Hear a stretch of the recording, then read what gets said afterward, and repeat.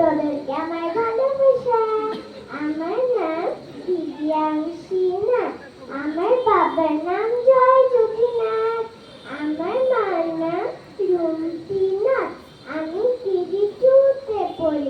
আমার স্কুলের নাম holy cross English medium school Kabuganj. আমি রামকৃষ্ণনগরে আলিপুর গ্রাম থেকে এসেছি। আমি নাচ গান আর করতে খুব ভালোবাসি।